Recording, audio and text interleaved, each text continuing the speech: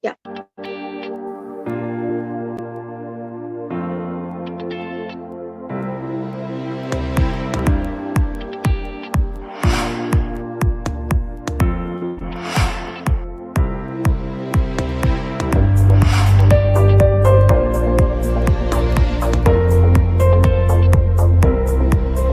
So if there are 100 cases in all over the world, 26 cases are from India.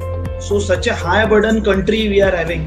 And if you'll ask me, Mumbai and Peri-Mumbai area, that is Mumbai and Thane Municipal Corporation, have the maximum highest number of tuberculosis patients. In 2019, we almost had 79,144 deaths due to tuberculosis. All over the world, it is the around 1.8 millions of people have died because of tuberculosis. अगर कोई आदमी अपने life में इस बात को उतार ले, उसका पालन करने लगे कि वो रोज सुबह उठे 4 बजे, 4:30 बजे, 5 बजे भोर में, और उसके बाद वो 10, 15, 20 मिनट, आधा घंटा टहल के वो योगा का एक पैकेज अगर वो कर ले, वो कभी जिंदगी बीमार नहीं। यही प्रिवेंशन है। Next, we will go on to the Bromfield Mudra, which is diet relation. With your system, here is your hand.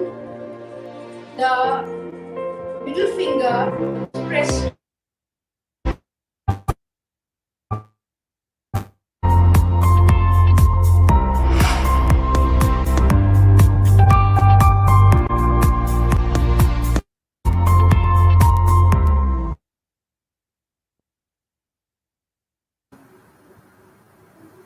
A very good morning, everyone, and welcome to Panacea. As we forward the fight against COVID 19 and tuberculosis at the same time in the second surge of COVID 19 as well. So, we are ongoing this pandemic and lockdowns are happening everywhere. So, importance of nutrients in our daily life impacts a very much impacts in our daily lives everywhere now.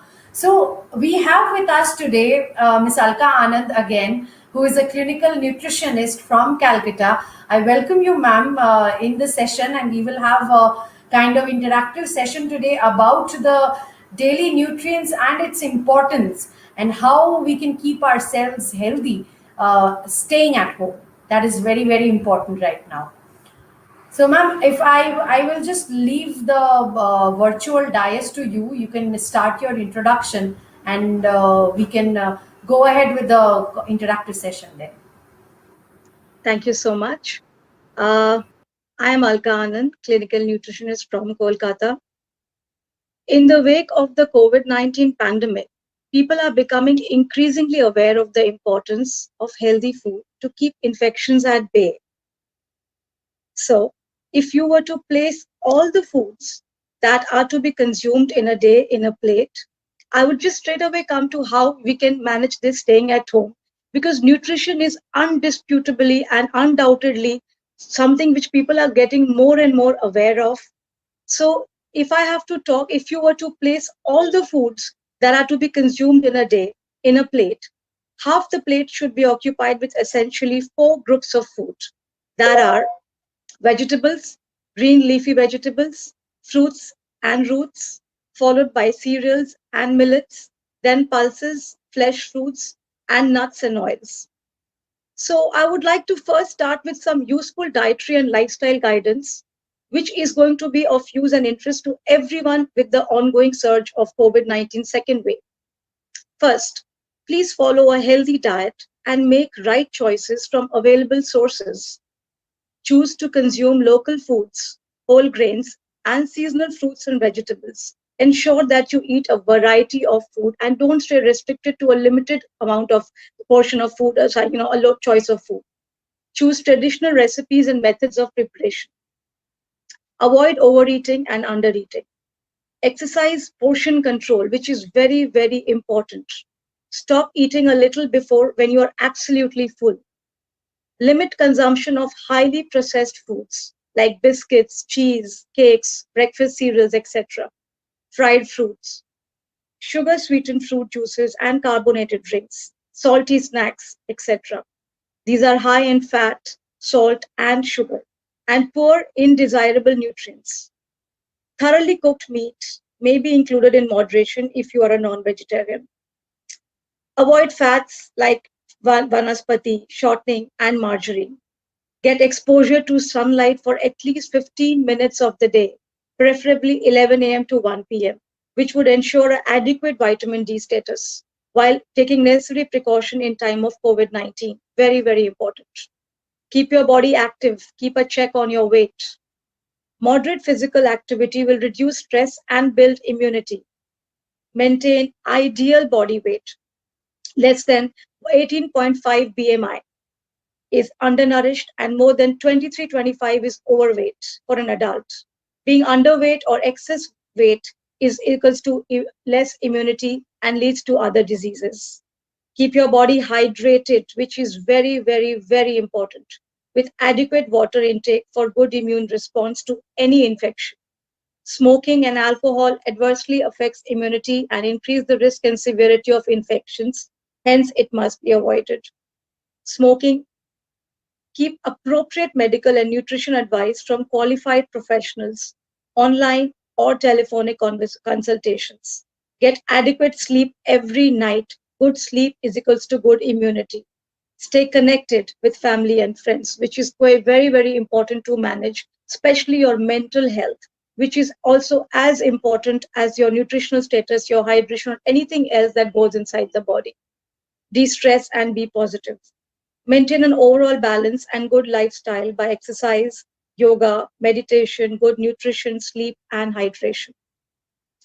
In this context, I would like to talk about role of specific nutrients and foods to maintain optimum immune function and good health.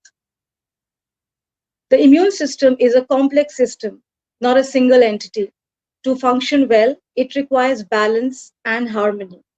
Optimal nutrition leads to strengthen the immune system, both innate and adaptive immunity, and promote early recovery. No single food or supplement, spice or herb can prevent or treat illness. However, it is prudent to include some specific nutrients on a regular basis. Vitamins A, B, C, D, E, minerals such as zinc, selenium, iron, copper, phytonutrients, amino acids, omega 3 fatty acids are important nutrients for optimum immune function. For instance, vitamin A maintains structure and function of the mucosal epithelial cells of the respiratory tract and enhances mucosal immunity, critical for prevention of respiratory infection. Vitamin E, A carotene, precursor of vitamin A, vitamin C, B, zinc, selenium, they all act as potent antioxidants. A healthy gut, gastrointestinal tract, helps to reinforce the immune system, increases immunity responses, and promotes specific immune signaling by including foods rich in prebiotics and probiotics regularly. It is prudent to obtain these nutrients through a good balanced diet, since though deficiency of one or more of these nutrients can increase the frequency and severity of infections. Supplementation of nutrients among healthy, not deficient population does not provide any additional benefit. Secondly, some of these nutrients in excess can increase susceptibility to infections. Therefore, a balanced diet is the key. So I can give you some sources of the key nutrients, which we can all make pointers. We can all keep as points. We can write them down. Hydration. I talk of hydration as the foremost point. Hydration helps to relieve congestion and flushing of toxins and maintain the mucous membrane of the nose and upper respiratory tract intact. So the sources can be plain water, coconut water, nimbu pani, green tea, herbal tea, infused water, soups, milk, buttermilk, unsweetened and unsalted drinks, fruits and vegetables. They all contribute to the hydration in the body. It's just not plain water alone. Then there are proteins. Proteins play a role in the body's healing and recovery. So some of the good sources would be soy products, unsalted nuts and seeds, beans and pulses, eggs and poultry, lean meat, fish and seafood, milk and milk products. So there can be various recipes in the form of curries, sprouted salads, dal and dal soups, snacks, milkshake, curds, paneer, and even cheese. Then there is another group, omega-3 fatty acids. This enhances the function of immune cells. Some of the good sources for them would be chia seeds, walnuts, pumpkin seeds, watermelon seeds, sunflower seeds, fish like tuna, salmon, all the varieties of fishes, because we cannot stress about the quality of fish. Whatever fish, all the fish are mostly good sources of omega-3, some are being a little high and some a little less. So that there can be smoothies, curry, raw or lightly roasted seeds, drinks, chutney, whatever works for you has should be included in the diet plan. Now I come to the foremost part, vitamins. Important part, vitamin A protects by keeping skin and tissues in the mouth, stomach, intestines, and respiratory system healthy. So some of the good sources would be of vitamin A would be sweet potatoes, carrots, mango, which is very seasonal now, papaya and apricots, eggs, milk and milk products. The next would be vitamin D, which is very, very, very important, because vitamin D is just not a vitamin, it's a very important hormone. So vitamin D has antimicrobial effects, reduces pro-inflammatory cytokines, and promotes healthy gut microbiota. Some of the sources would be milk and milk products, sunlight exposure between 11 a.m. to 1 p.m., and fatty fish, eggs, and liver. Vitamin E, the next vitamin, acts as an antioxidant and radical scavenger and helps in modulating the host immune responses in the elderly, especially. So, some of the good sources would be sunflower seeds, garden press seeds, flax seeds, almonds, pistachios. So, again, they can be included in various recipes. Next would be vitamin B6, very important for intestinal immune regulation. Then reduces inflammation, amino acid synthesis, and metabolism. It helps in everything. Sources would be soybean, lentil, masoor dal, whole moong, banana, drumstick leaves, fenugreek leaves, garlic, ginger, fresh curry leaves, green chili, methi seeds, jeera seeds, wheat flour, brown rice, and jowar, bajra, maize, barley, everything that we can find in the kitchen very easily. We do not have to stress going out to the market and stocking enough, because these are easily available in every kitchen, every Indian kitchen. We have to make use of those.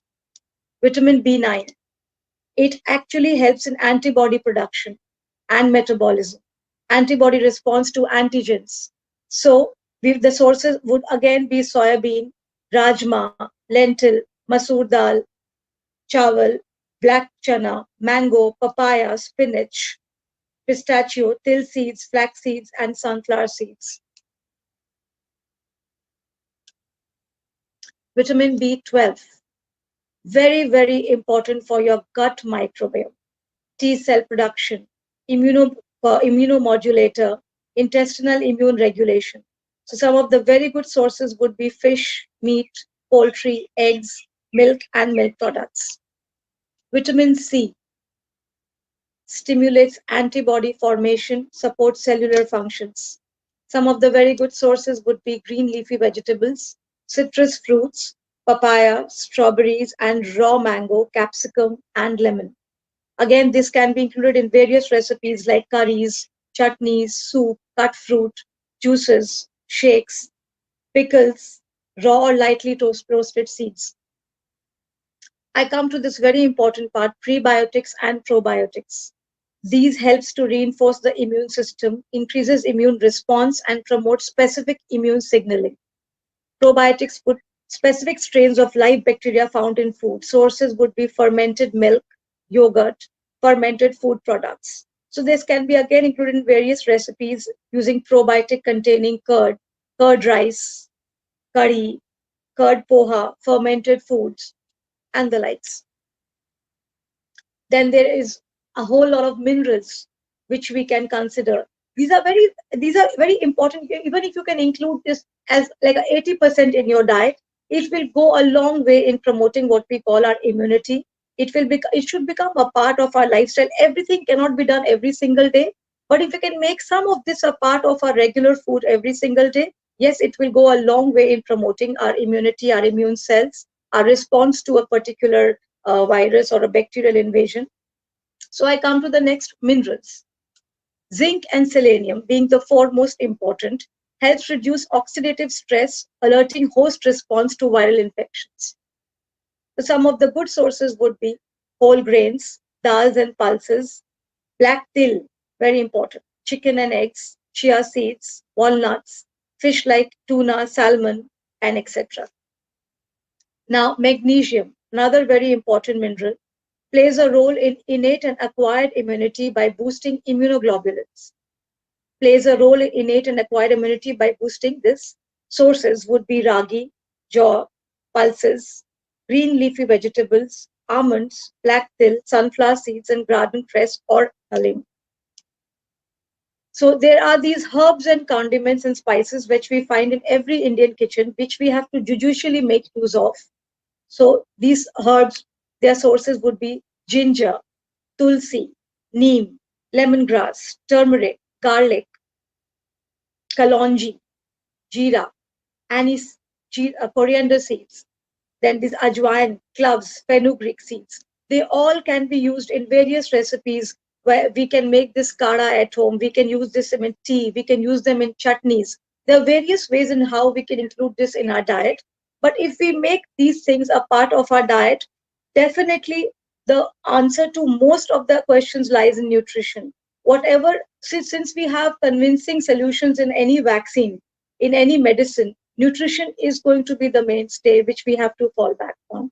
So if this can be included as a part of our everyday lives as a daily nutrient, I mean, we cannot ensure what comes our way. We might still fall prey to the infection, but how our body will deal with it will be decided by our immune system. So by including this, we make them very strong and definitely some strong foundation, for all the impending problems that comes our way.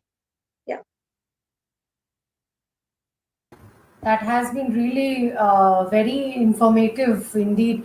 If you can, you mentioned about vitamin D, the importance of vitamin D. If you can elaborate a little bit more about the importance of vitamin D in our daily lives and how what role it actually is playing in fighting against these deadly diseases, keeping us strong. Yeah. Studies have it that low levels of vitamin D are directly responsible for symptomatic cases, for the reasons why we fall prey to severe problems. If we have optimum levels of vitamin D, which I before said that it's not just a vitamin, it's a hormone. It helps regulate many other various functions in the body. So vitamin D helps in optimal absorption of zinc and vitamin C and D. So if these levels are optimum in the body, I would say the infections that come your way, the body is more equipped to handle them. It's a hormone which makes many other enzymes in the body. So the body is in a position to handle whatever we come. Okay. Vitamin D is a fat soluble vitamin that plays a number of critical roles in our body. This nutrient is especially important for immune system health, leaving many people wondering whether supplementing with vitamin D may reduce the risk of contracting the new coronavirus that causes COVID-19. While there's currently no cure for COVID-19, preventive measures like physical distancing and proper hygiene can protect us from contracting the virus. Also, some research shows that having healthy levels of vitamin D can help keep our immune system healthy and may protect against respiratory illness in general. A recent study indicated that patients hospitalized with COVID-19 who had sufficient levels of vitamin D had a decreased risk for adverse outcomes and death. So, how does vitamin D affect immune health? Vitamin D is necessary for the proper functioning of our immune system, which is our body's first line of defense against infection and disease. This vitamin plays a critical role in promoting immune response. It has both anti-inflammatory and immunoregulatory properties and is crucial for the activation of immune system defenses. Vitamin D is known to enhance function of immune cells including T cells and macrophages that protect our body against pathogens. In fact, the vitamin is so important for immune function that low levels of vitamin D has been associated with increased susceptibility to infections, diseases, and immune related disorders. For example, low vitamin D levels are associated with an increased risk of respiratory diseases, including tuberculosis, asthma, and chronic obstructive pulmonary disease, as well as viral and bacterial respiratory infections. What's more, vitamin D deficiency has been linked to decreased lung function, which may affect your body's ability to fight respiratory infections. So, can taking vitamin D protect against COVID 19? Which brings us to the next best question. Currently, there is no cure or treatment, and few studies have investigated the effect of vitamin D supplements or vitamin D deficiency on the risk of contracting the new coronavirus. However, a recent study has determined that a blood level of 25 hydroxyvitamin D of at least 30 ng per ml seemed to help reduce the likelihood of adverse clinical outcomes and death in hospitalized patients with COVID 19. Hospital data of 235 patients with COVID 19 were analyzed. In patients older than 40 years of age, those who had adequate levels of vitamin D were 51.5% less likely to have adverse outcomes, including becoming unconscious, hypoxia, and death as compared to vitamin D deficit patients. Still, other studies have shown that vitamin D deficiency may harm immune function and increase your risk of developing respiratory illness. Additionally, some studies have indicated that vitamin D supplements can enhance immune response and protect against respiratory infections overall. So, overall, the study showed that vitamin D supplements reduce the risk of developing at least one ARI by 12%. The protective effect was strongest in those with low vitamin D levels. Moreover, the review found that vitamin D supplements were most effective at protecting against ARI when taken daily or weekly in small doses and less effective when taken in larger, widely spaced doses. So, vitamin D supplements have been shown to reduce mortality in older adults who are most at risk of developing respiratory illness like COVID 19.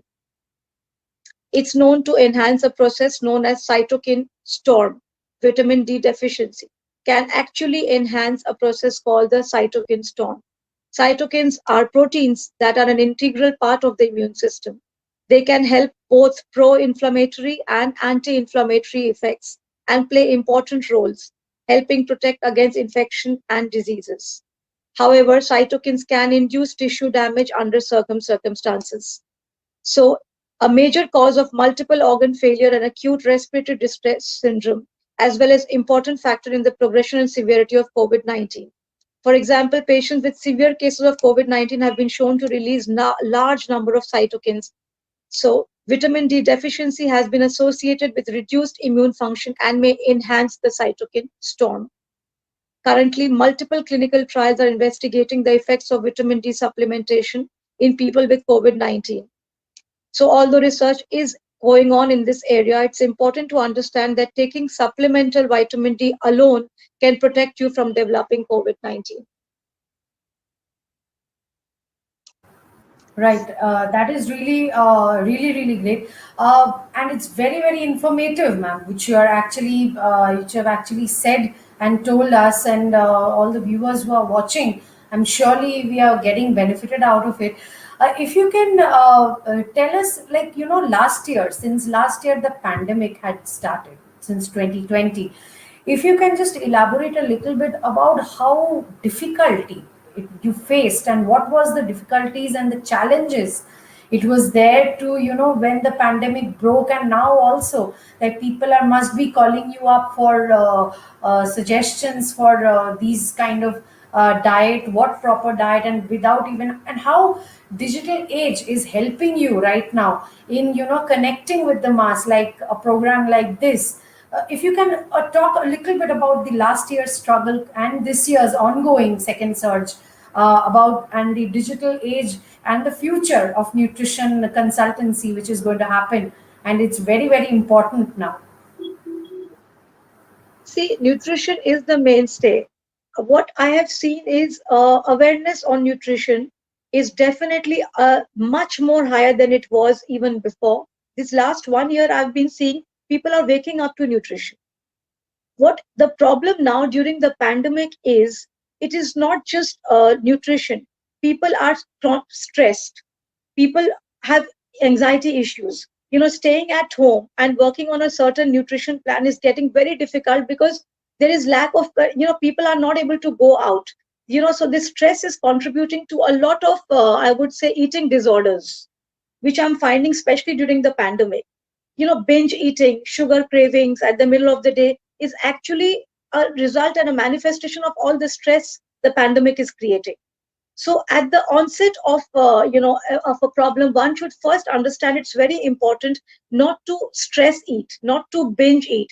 Understand cravings. Understand when you are actually hungry and when you are just craving to satiate a certain craving inside a body, which is happening out of boredom, out of stress, out of anxiety issues. So I would say this online my clients are reaching out to me a lot more online now.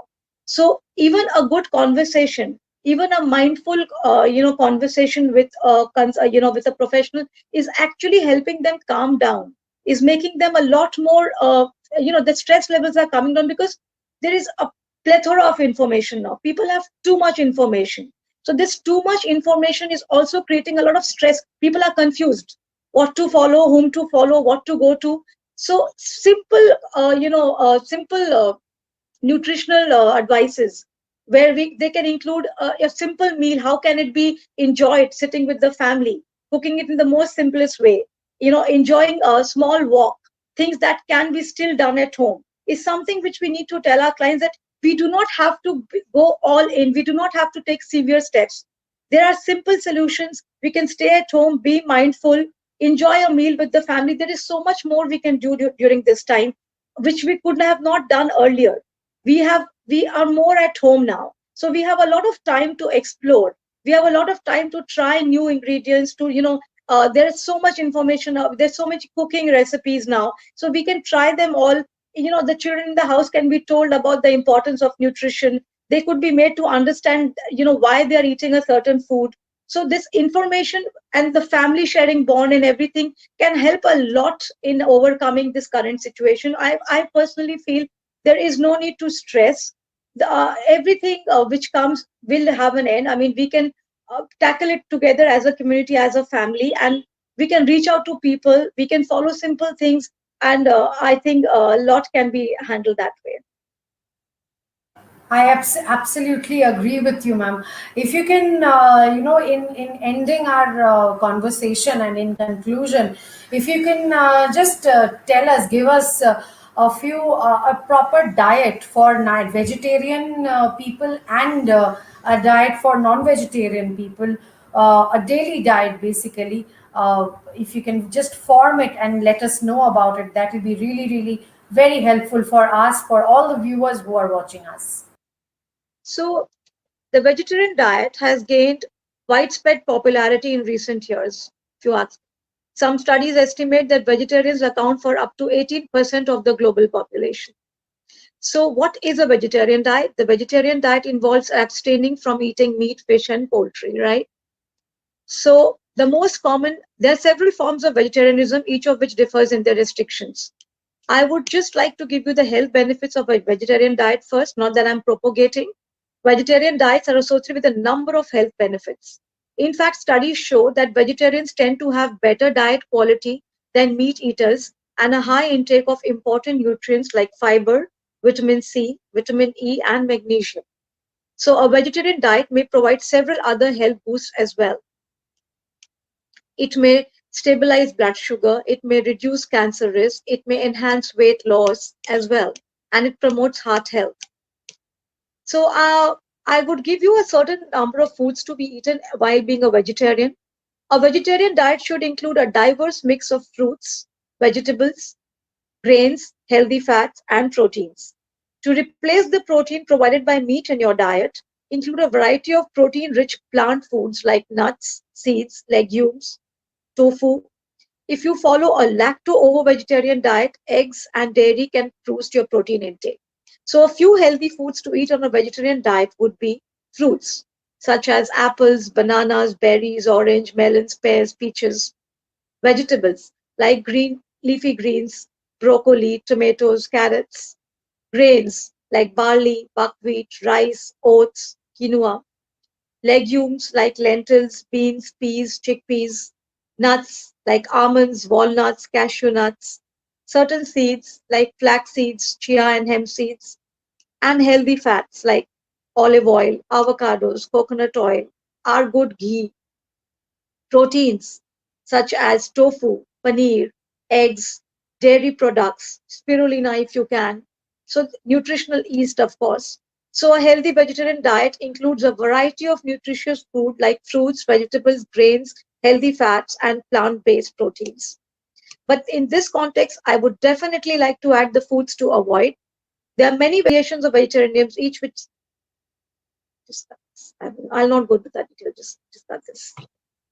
I will give you a non vegetarian. So, if you want a sample meal plan to help you get started, I could give you a sample meal plan. So, Monday, it could be for breakfast, for example, it could be oatmeal with fruits and flax seeds.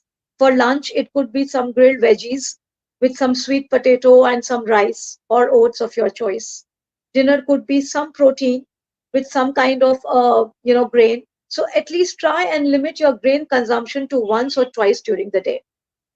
So it could be anything for breakfast. So it could be oatmeal with fruits and flaxseed. It could be some Greek yogurt with chia seeds and berries. It could be some scrambled paneer. It could be eggs. It could be a sweet potato.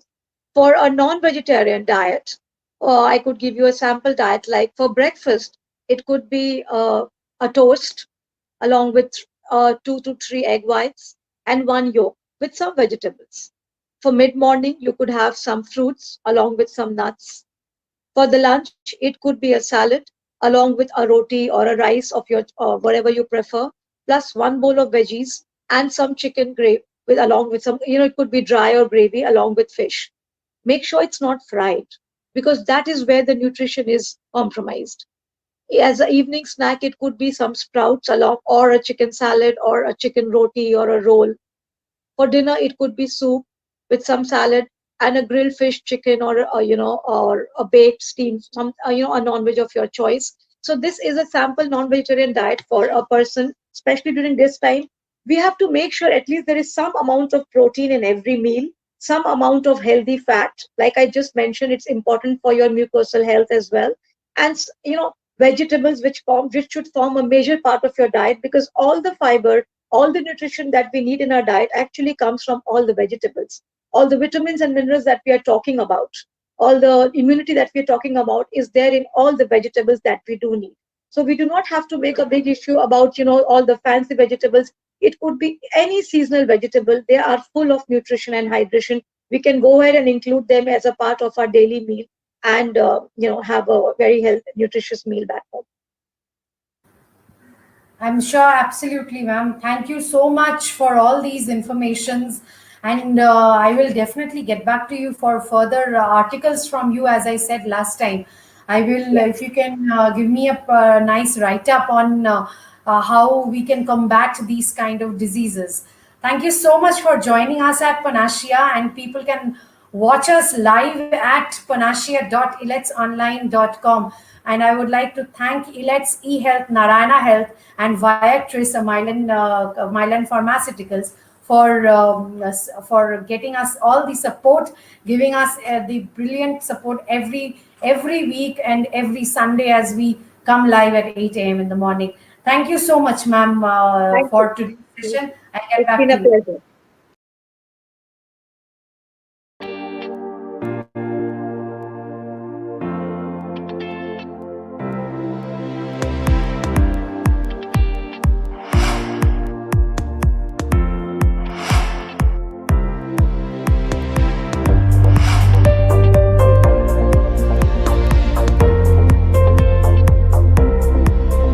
So if there are 100 cases in all over the world, 26 cases are from India. So such a high burden country we are having. And if you'll ask me, Mumbai and Peri-Mumbai area, that is Mumbai and Thane Municipal Corporation, have the maximum highest number of tuberculosis patients. In 2019, we almost had 79,144 deaths due to tuberculosis. All over the world, it is the around 1.8 millions of people have died because of tuberculosis. अगर कोई आदमी अपने life में इस बात को उतार ले, उसका पालन करने लगे कि वो रोज सुबह उठे 4 बजे, 4:30 बजे, 5 बजे भोर में, और उसके बाद वो 10-15-20 मिनट आधा घंटा टहल के वो योगा कर ले, 5-6 योगा का एक पैकेज अगर वो कर ले, वो कभी जिंदगी में बीमार नहीं हो सकता। यही प्रिवेंशन है। Next, we will go on to the bronchial mudra, which is direct relations with your bronchial system, your respiratory system. Here is your hand. The middle finger is pressed.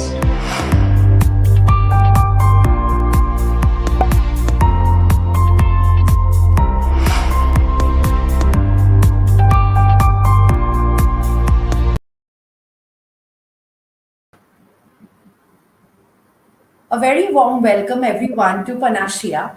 Today we have with us Dr. Manish Gunekar, who is the STO, State TB Officer for Government of Goa. I welcome you, sir, to Panacea. We will be discussing about the tuberculosis awareness initiative, which by which Government of Goa is working on. So, sir, if you could explain a bit about the work which is being done now. So, firstly, I would like to thank you very much for inviting me to this show. And as far as the state TB National Tuberculosis Elimination Program in the state of Goa is concerned, we are implementing all the strategies given by the Central TB Division, and we are also working on TB Harega Desh Jitega campaign, and we are doing our best to see that we achieve TB elimination by 2025. And for that, we have worked out various strategies. Firstly, on an average, we have been notifying about 2,000 to 2,400, 2,500 cases every year, except for the last year. Because everyone knows it's because of COVID, impact of COVID on the notification. And last year, our target was 3,200. And we have been able to notify around 1,660 odd. Compared to the previous year, it is a 28% decline as far as the notification is concerned. So for that, we have worked out various other strategies to improve notification. Like say, for example, we have shifted for upfront net. Otherwise, we have been doing microscopy for identifying TB patients. In the state of Goa, from December 2020, we have moved to upfront net. We are doing direct net testing. For that, we have got CBNet machines, 3 CBNet machines, and 5 2-net sites we have identified. So that is one thing what we are doing. Secondly, we have started bi-directional screening for TB and COVID as per the guidelines of Central TB Division. Next, what we are doing is we are doing screening for SARI and ED patients. And we have also done active case finding activity. Since the patients are not coming to the hospitals or the clinics, we are doing active case finding in the areas, and the target is to do as much as possible so that we identify those cases which are missed out.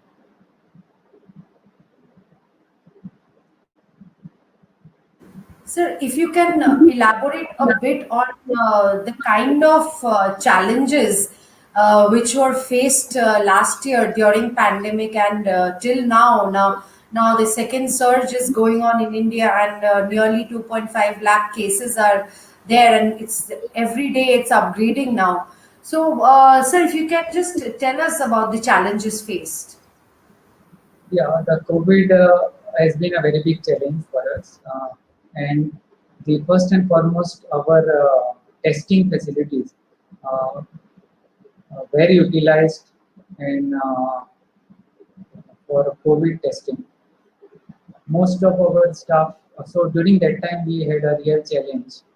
At that time we were doing microscopy. We have 24 designated microscopy centers in the state of Goa, and we had two CPNet sites at that time last year, wherein our staff, our facilities were utilized for COVID testing. Also, our staff was deputed for COVID work, so definitely it was a big challenge to manage our program. However, we tried our best to utilize whatever resources we have. The next was during the lockdown, we faced a real challenge because there were patients whom we had to uh, provide medicines so that they continue their treatment, and patients were not able to come for follow-up. So when we made every attempt to see that each and every patient of ours was able to get the medicine, so we had ample stock, and we saw to it that all our peripheral health units are fully having enough stock that we ensured. Then, as far as the patients from outside the state are concerned, some were stranded because of lockdown. We also were able to provide them medicines. And when patients were not able to come for follow-up, we would contact them over the telephone and try to see that they comply and see to it that uh, they consume medicines every day. So these were the real challenges. These were the main challenges what we faced. And all this while, all our testing facilities were open, and also our the drug store and backup team also work to ensure that there is enough supply of medicines. Sir, if you can also elaborate on how tuberculosis is being spread and what is the symptoms of the disease, how it is related to same symptoms like COVID-19.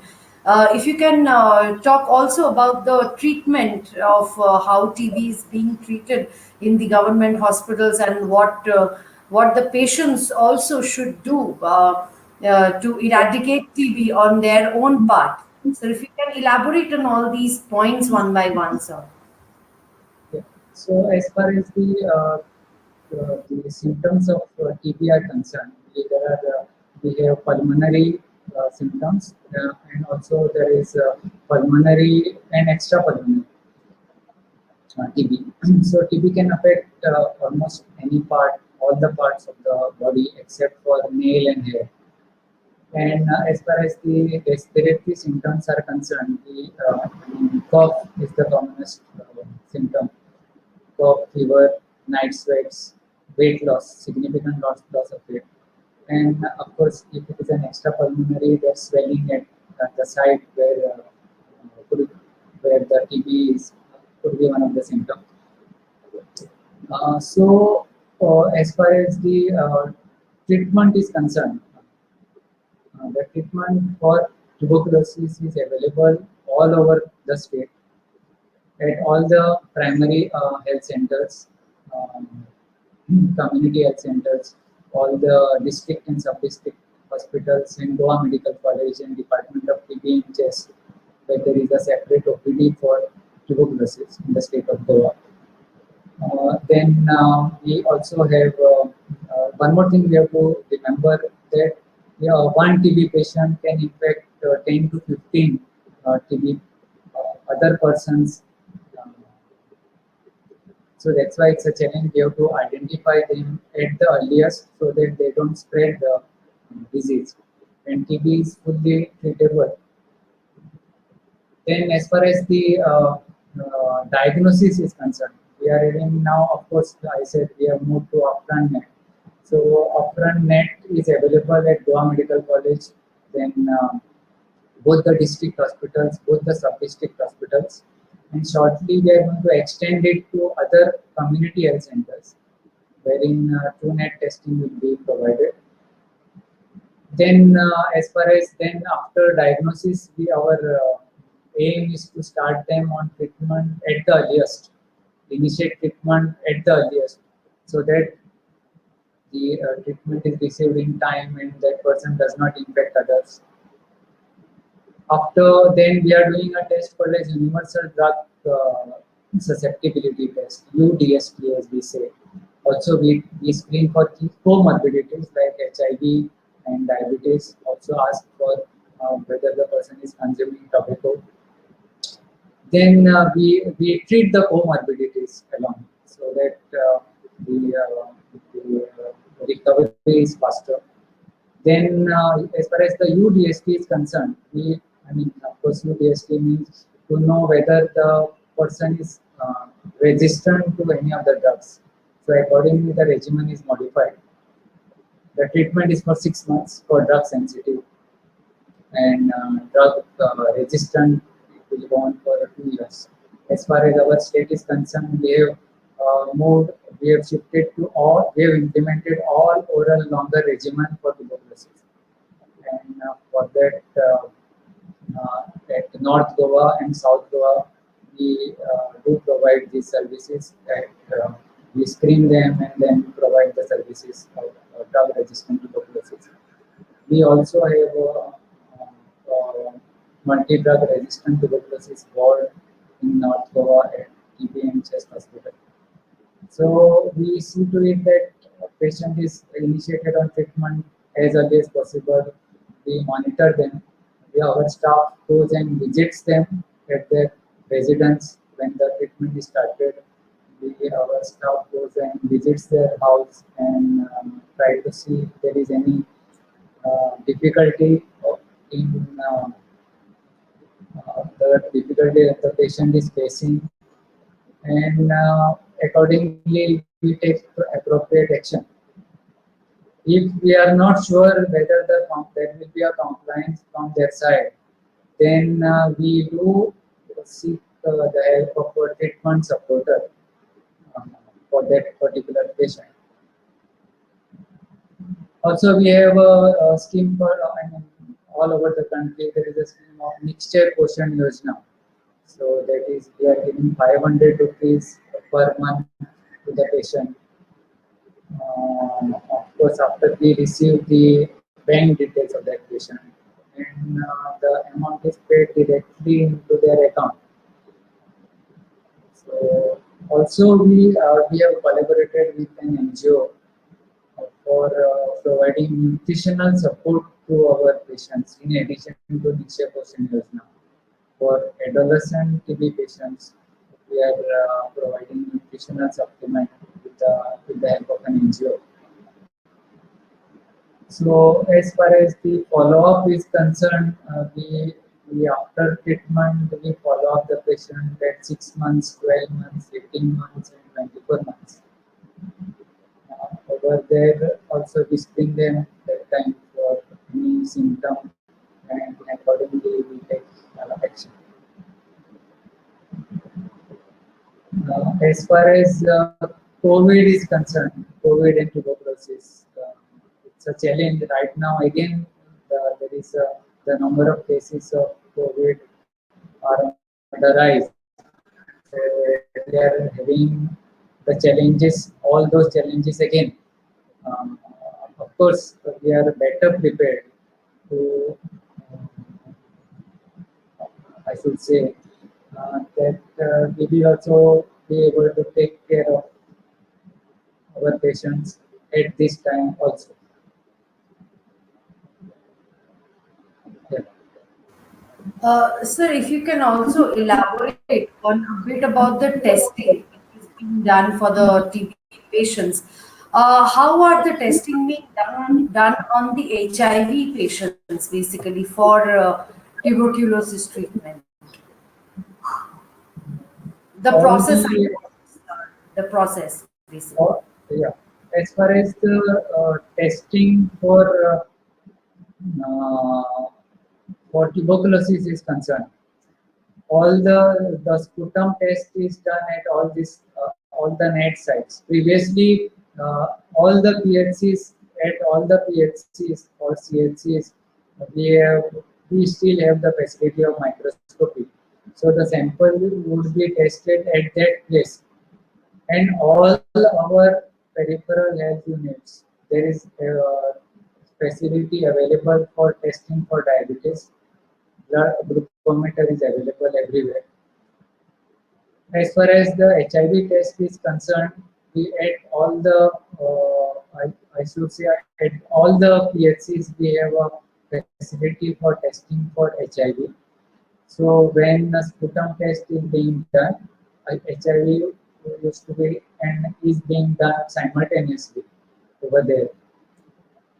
As far as the HIV patients attending to ART center are concerned, every patient at every visit when they come for HIV treatment for HIV or screening for HIV at ART center, we have ensured that they are screened for TB. Also, if required, their sputum examination is done. And fortunately, at Goa Medical College ART Center, it is co-located with CityNet testing facility. So there is, I mean, we don't face any challenge as far as the testing for HIV patients is concerned for tuberculosis. This is in North Goa. Also at South Goa, we are South Goa District Hospital. It is co-located. We have co-located CityNet testing facility. And so same thing goes on over there. And they are screened, then appropriate treatment is given to the patient.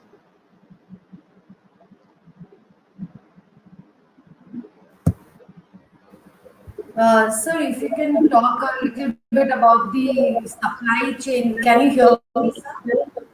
Yes, yes, supply Yes. chain or If chain you of talk a medicines. little bit about the supply chain management in the state, Yes, yes. how the treatment is being done there in all the state and the supply of the medicines and all everything. So as we know, we have got two uh, portals. One is that Nikshay portal, wherein we keep details of all the patients. The moment a patient is detected, we enter that patient in Nikshay software, and then subsequently it is updated. Everything about the patient details, Nikshay patient Yojana, treatment outcome, everything is entered over there. Similarly, we have Nikshay Aushadhi, wherein the drug uh, the all the supply chain management of drugs is entered over there in uh, Nikshay Aushadhi. All our facilities and PHIs, the Nikshay Aushadhi software, the facility to update it is available. So we are making the best use of it. Secondly, we are having a state drugstore and district drugstore. So whatever supply we get from the Central TB division of drugs, they are stored at the state drugstore. From there, the requirement is whatever drugs are required to be distributed, they are distributed. We also ensure that if the Nikshay Aushadhi software is not updated, we have the data of the number of patients on treatment over there. So we correlate and ensure that the supply is provided of medicines. Also, when a new patient is detected, we have enough drugs available kept at major locations wherein the our major sites where most of the patients are diagnosed are the major hospitals type. Of course, now the net sites, but maximum notification happens at Goa Medical College, TBN Chest Hospital, both the district and sub-district hospitals. Over there, we are having enough backup of medicines. So we can give medicines for 15 days. So during the lockdown, we were giving medicines for 1 month. Now we are giving medicine for 15 days. I don't know because if the number of cases rise and the COVID, I mean lockdown happens again, then we might have to give for 1 month. So that also we have made provision. So for each multi-drug resistant patient also we have got stock available and we can supply so that we regularly monitor also the niche also the software we monitor and if required we indent for medicines as per requirement. Similarly, same thing with the availability of CPNet cartridges. Same thing, we regularly monitor the requirement and we have enough stock available. Sir, if you can talk a little bit about the policy interventions as well, sir. So the program is of course the one of the thing what we did was the upfront net. Similarly, we have different committees to monitor the program. We have got committees at district level. We have got committees at state level. State TB forum we have. District TB forum we have. Then we have state TB comorbidity coordination committee and state technical working group. Of course, district TB comorbidity committee also is there. And this committee meets twice in a year to address all the challenges faced by the program. Over there, we discuss about the challenges and then we take appropriate action. So the other thing is that as far as the infrastructure is concerned, we have been sending we are our laboratory at Goa Medical College in the Department of Microbiology, that is intermediate reference laboratory, is well equipped. We have got facilities for CBNet testing. We have got facilities for liquid and solid culture, and we are shortly we have got our premise ready for starting LPA, line pro testing, and that facility, some of the equipments have also been received from Goa from the Central TV division, and we are working on it, and soon we are going to start the line pro basic.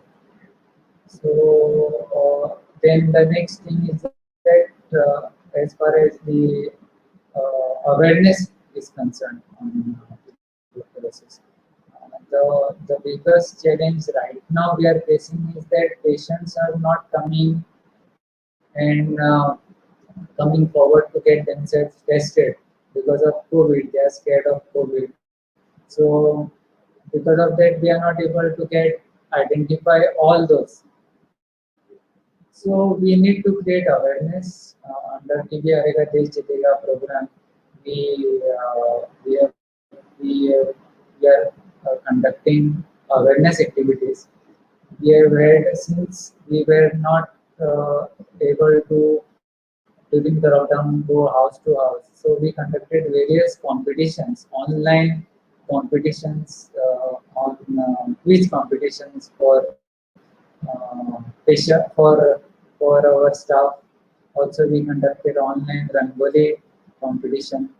Then we conducted, of course, not during the lockdown. Otherwise, we had a cricket match to inter PHC cricket match to create awareness on tuberculosis. We had cycle race to create awareness on tuberculosis. So various activities we are taking up to create awareness. Also, we are going to provide airborne infection control kits to the patients for sputum positive patients, wherein we are going to give a spittoon, we are going to give a hand wash, we are going to provide them with 5 face masks, then we are going to tell them about the personal hygiene and so that I mean, they are benefited, they take care of themselves, also help them to generate an awareness that they have to wear a mask. Of course, one more thing challenge we faced during the lockdown was that since the patients were at home, they were not spreading the disease in the community, but there was a high risk that they would spread it to their near dear ones in their house. So we had a campaign of giving up, calling the patient and telling them to wear a mask even when they are at home. So that with that in mind, we are providing airborne infection control kit so that they maintain their hygiene and take care of themselves and their family members.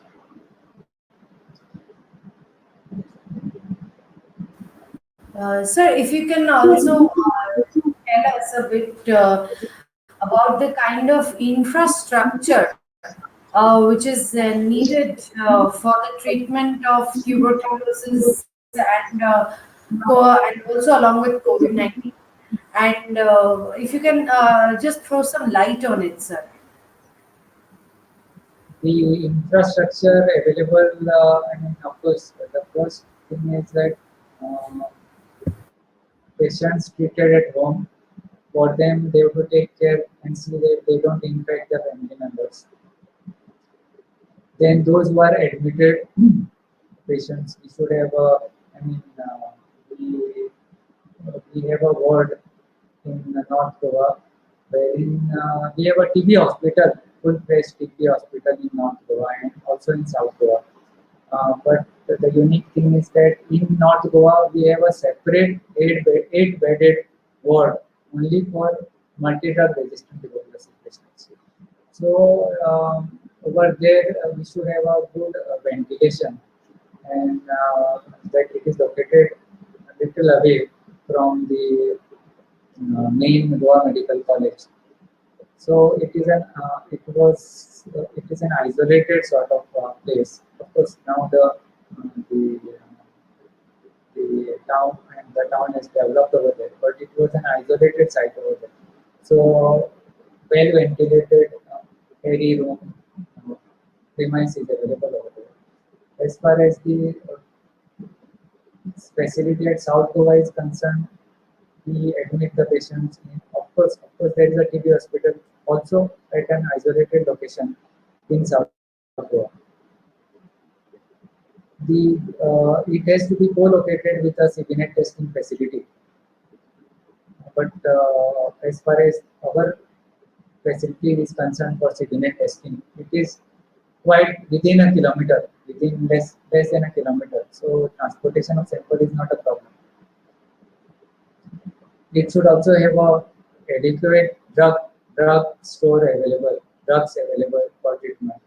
So as far as our both the centers are concerned, North and South Goa, the drug supply is made available there and ensure there is a dedicated pharmacist only to look after TB patients in North Goa as well as South Goa.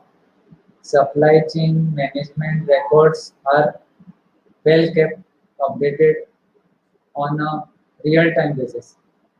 So there is no problem as such.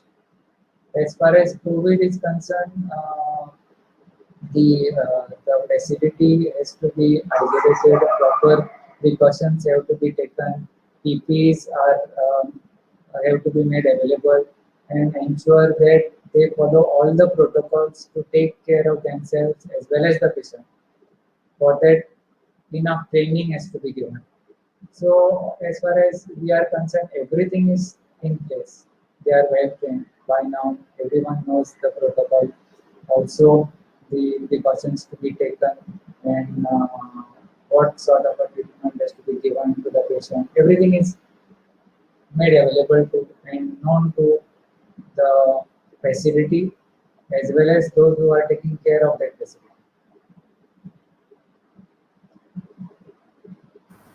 Sir, in conclusion, I would just like to ask you that in keeping in view of tuberculosis awareness and COVID-19 surge, both are infectious disease, and how digital age and how the development of digitalization in hospitals and in the infrastructure of the hospitals in India will be helping in treating and also in the future treatments of these diseases.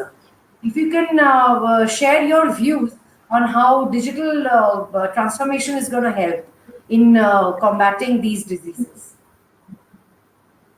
The digital technology has played a major role right now in facing the COVID challenge, and the digital infrastructure has, I would say, much more developed compared to last year. That's why we are in a better position to, take quick action. First and foremost, what the technology helped us was to monitor. If there are technology was not there, to digital technology was not there, then we wouldn't have been able to take care of our patients at all. So that is the first thing. We were able to have various Zoom meetings, disseminate information, and monitor the patient. Of course, as far as the testing is concerned, the moment the sample is being taken or was taken in the past, the patient gets a message that sample has been taken for RT-PCR for COVID testing, and the the patient also gets a message whether is RT-PCR positive or negative. So the technology has helped us. The next is that as far as TB patients are concerned, when we are 99 dots, there is a technology we have not provided, but shortly we are going to provide them with sleeves, drug TB drug envelope or sleeves, what we say, wherein after patient takes a tablet, he gives a missed call and that is recorded in mixture. Also, there is for India patients, there is something called as mom box, which is we are also going to provide them. So these are the digital things which we are going to help in monitoring the TB patients. Then the monitoring of mixture, monitoring of the uh, the medicines, the drug supply chain through digital technology, that is our mixture Aushadhi. And as far as the COVID management is concerned, of course, we can monitor each and everything using technology. And we are looking forward to much more things which will come up in future. To, of course, telemedicine. We are able to give advice to the patients having comorbidities, and we should not forget the psychological impact of COVID, and which the technology right now, only the technology can help us to provide them psychological support. So, of course, digital technology has played a major role, and it will continue to play a major role because now again during the second wave, we are, it will help us to update our knowledge. Various seminars have been taken up, online CMEs have been taken up. We are also having online CMEs for our staff in public as well as private practitioners, because private practitioners also play a major role.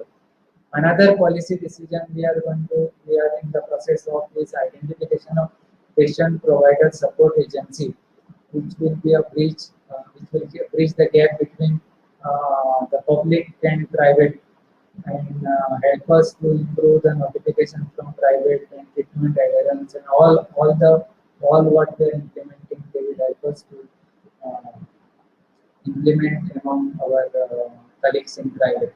So that if a patient wants to continue treatment with a particular private practitioner, he can do so. And we are providing free diagnostic in the facility to them. Also, Nisha question is not to them. Sir, I'm sure that this session has been really very knowledgeable, and I'm sure that people who are watching us live, and they are definitely going to, take a great feedback on the tuberculosis disease, which is very, very important. And I really like the write-up which is written behind your on your background, that is समय पर लक्षणों की सही पहचान TB पर जीत बताए बनाए और अभी आसान. So definitely with the right kind of treatment and with the timely treatment, definitely we are going to overcome in the national TB elimination program, which is ongoing till 2025 by our Prime Minister. Thank you so much, sir, for your valuable time with us, and please contribute for our blogs and for our magazine, which is eHealth Magazine. And I would also like to thank ELET's eHealth, Narayana Health for supporting us, and definitely Viatris Mylan Pharmaceuticals for organizing this beautiful campaign on tuberculosis and COVID-19. So please log on to panacea.eletsonline.com for further information. Thank you so much, sir, for your time. We'll definitely get in touch with you. Thank you so much. Thank you so much. Thank you.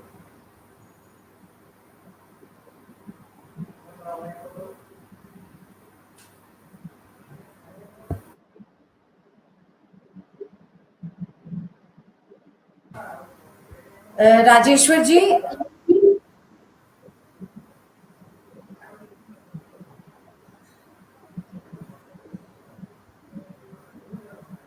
sir, 1 second, sir. I will just Yeah. call my activity. So the thing is being recorded, and it is recorded. So we will be playing this after in the mid-May. I will inform you, sir. Sure. In Yes. mid-May, in the second week of Okay. May, tentatively, we will just Okay. keep it. Okay. Sure. Sir, in the meantime, if you can share some articles for which how the government is working, and if you can share some press releases also, that will be really great, sir.